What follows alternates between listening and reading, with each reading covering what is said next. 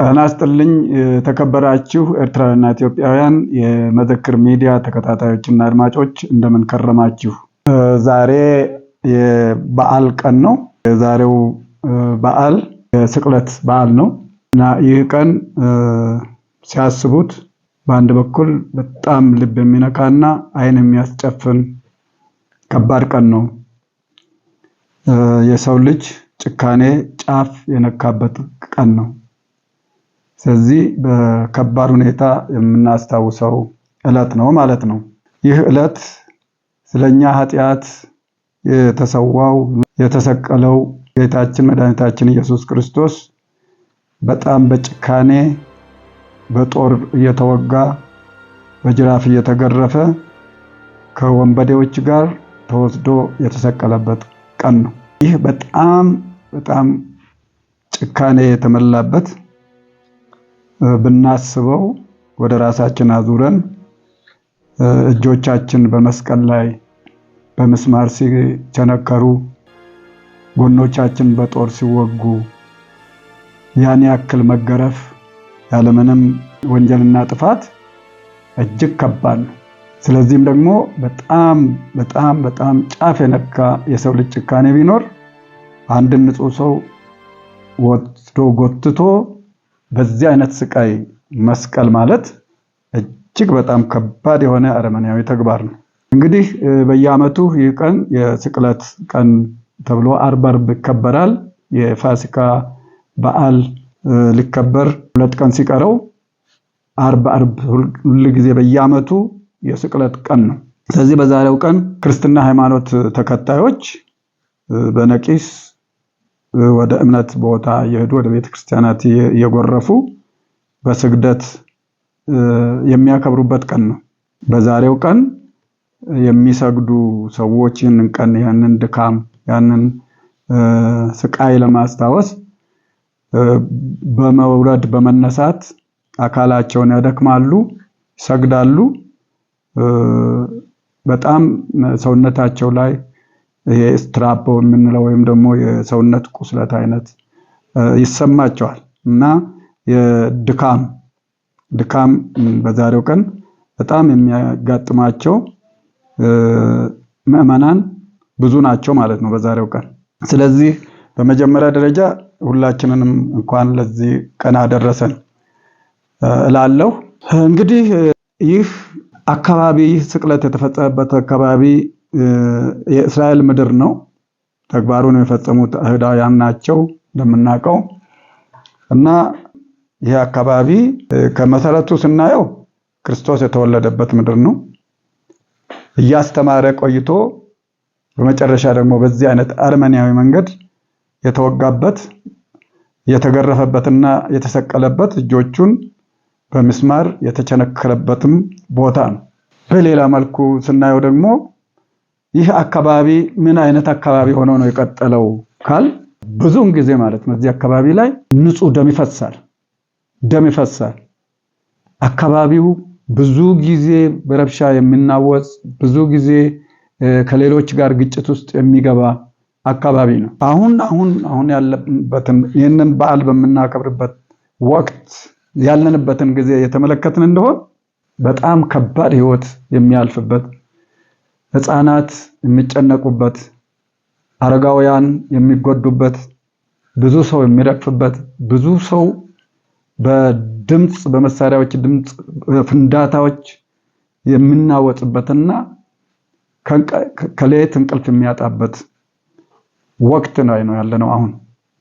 ይህ ደግሞ ሁላችንም እንደምናውቀው በእስራኤልና በኢራን መካከል ባለው ጦርነት ምክንያት አካባቢው ላይ እነ ህዝቦላን ጨምሮ እነ የመንን ጨምሮ ወደ እስራኤል የሚጎርፍ ሚሳኤል ብዙ ነው።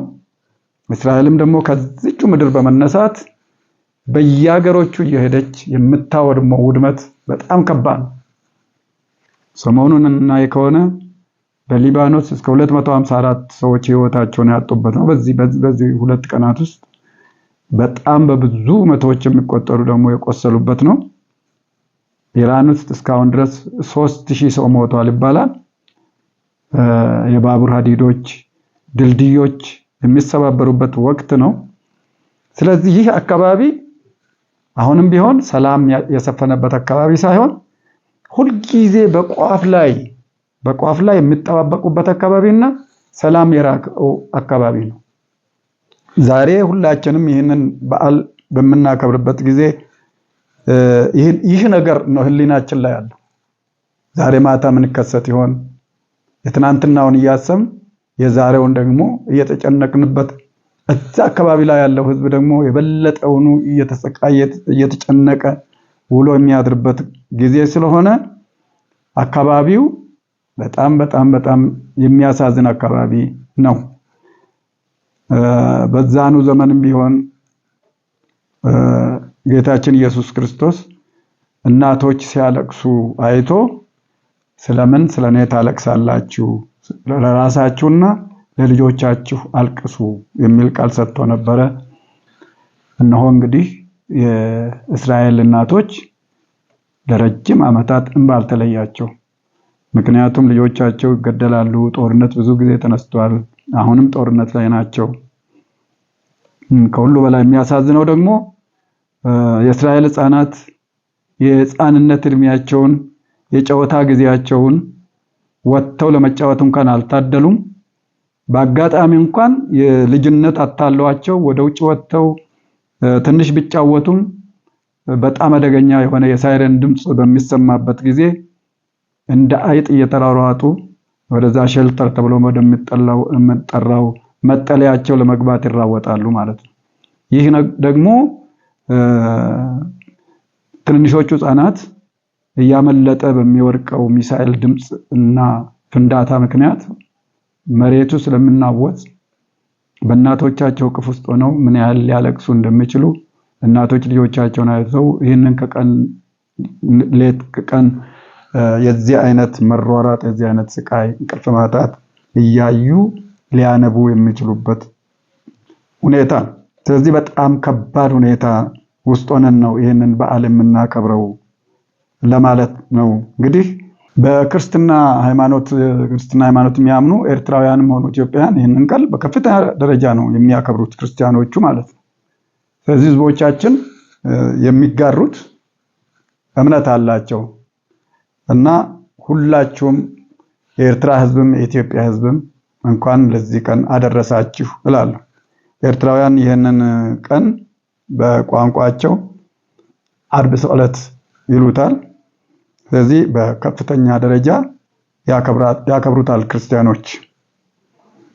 በኢትዮጵያውያን ዘንድ ደግሞ የስቅለት ቀን ብለን እናከብራለን። ከሁለት ቀን በኋላ እሁድ ደግሞ የትንሣኤ ቀን ነው ማለት ነው። ስለዚህ እንግዲህ ይህንን ለማለት ነው የመጣሁት፣ ያለውን ሁኔታና የነበረውን ሁኔታ፣ በዛም ደግሞ እግረ መንገዴን እንኳን ለዚህ ቀን አበቃን ለማለት ነው። የክርስትና ሃይማኖት ተከታዮችም ዝኸበርኩም ኤርትራውያን እንኳን ነዚህ ሎሚ መዓልቲ አብጽሐኩም። ሎሚ ከም ንፈልጦ ዓርቢ ስቅለት እዩ። እዛ ዕለት እዚኣ ጎይታና ኢየሱስ ክርስቶስ ናና ከደህነና ኢሉ ዝተሰቅለሉ መዓልቲ እዩ። የዕዳው ብምስማር ተወቂዑ ተሃሪሙ ማለት እዩ። ኣብ መስቀል ዝተሰቅለሉ ምስ ወንበዴታት ምስ ሸፋቱ ከም ሓደ ገበነኛ ዝተሰቅለላ ዕለት እያ። እዛ ዕለት እዚኣ ወዲሰብ ፒጫፍ ናይ ጭካኔ ዝበፅሓሉ ዕለት እዩ። ምክንያቱ ሓደ ገበን ዘይብሉ ሰብ ንዓለም ከድህን ኢሉ ዝመፀ መምህር ዝሰቀለሉ መዓልቲ እዩ። ቢኩነት እንዳወገአ ብጭግራፍ እንዳገረፈ ዝቀተለሉ ዝሰቀለሉ መዓልቲ ስለዝኾነ ጭካኔ ናይ ወዲሰብ ኣብ ጫፍ ዝበፅሓላ ዕለት እያ እዛ ዕለት እዚኣ። እቲ ናይ ቀደም ኣብቲ እዋን እቲ ከምዚ ዓይነት ጭካኔ ዝተራእየሉ እዩ እቲ ቦታ አበይ እንተበልና ኣብ እስራኤል ኢየሱስ ክርስቶስ ኣብ ቤተልሔም ተወሊዱ ኣብኡ ትጋብ 33 ዓመት ይጸንሑ ኣብ መወዳእታ በቶም ጨካናት ተታሒዙ ከም ንፈልጦ ተሰቂሉ እዩ ኣሳቂዮሞ ተሰቂሉ እዩ እዛ ዕለት እዚኣ ክርስቲያን ምእመናን ኩሎም ኣብ ዘለው የኽብሩ ኣለው ኤርትራውያኑን ኣብ ዘለኩም ከባቢታት ብሙሉ ዓለም ነዛ ዕለት እዚኣ ከም ተኽብሩዋ ይፈልጥ እየ ስለዚ እንኳን ነዛ ዕለት እዚኣ ኣብቃኩም ክብል ደልየ መጽ ካልእ ኣብቲ ከባቢቲ እዚ ነገር እዚ ዝተፈጸመሉ ክርስቶስ ዝተሰቀለላ ከባቢ እንታይ ከባቢ ዘሎ ስጋሎሚ ኣብቲ ዋንቲ ሂዞሞ ክሰቅልዎ ከወስድዎ ከለዉ ኣዴታት ይበኸያ ነይረን ምስራኤን እንታይ ኢሉ ስለምንታይ ኣዴታት እስራኤል ስለምንታይ ብዛዕባይ ትበኸያ ንደቅኽን ንነፍስኽን ብኸያ ኢሉ ቃል ከም ዝሃበ ወይ ከም ዝተዛረበ ይጥቀስ እዩ እነሆ ኣብቲ ከባቢ ኣብቲ መሬት ስጋብሎሚ ደም ኣይነቐፀን ብፍላይ ነዛ ዕለት እዚኣ ነክብረሉ ዘለና እዋን ህዝብታት እስራኤል ህፃናት እስራኤል ዓበይቲ ኣረግቶት እስራኤል ኣብ ከመይ ዓይነት ጭንቀት ከም ዘለው ይርዳእና እዩ ምክንያቱ ደብዳብ ይካየድ እዩ ኣብቲ ከባቢ ካብ በዓል ኢራን ዝውንጨፍ ሚሳኤላት ካብ በዓል ሂዝቦላ ካብ የመን ኣብ ልዕሊ እስራኤል እንዳዓለበ ክንደይ ነገራት ይዕኑ ከም ዘሎ መሬት ብደብዳብ ትርበሽ ከም ዘላ ትርበስ ከም ዘላ ንፈልጥ ኢና ኩሉ ሻዕ ሚሳኤላት ክመፁ ከለዉ ሳይረናት ድምፂ ስለ ዝገብሩ ኣብ ፀወታ ዝወፁ ፃውንቲ ከም ኣናፁ ናብ ጉዳጉዲ እንዳጎዩ ከም ዝኣተዉ ንእስነቶም ብፅቡቅ ኩነታት ክጥቀምሉ ከም ዘይከኣሉ ፍሉጥ እዩ እዚ ከዓ መብዛሕትኡ ግዜ ስለ ዝግበር ሌትን መዓልትን ኣብ ጭንቀት ኣሎ ማለት እዩ ወዲ ሰብ ስለዚ እዚ ከባቢ እዚ ኩሉ ሻዕ ናይ ወጥሪ ከባቢ ሰላም ዝረሃቆ ከባቢ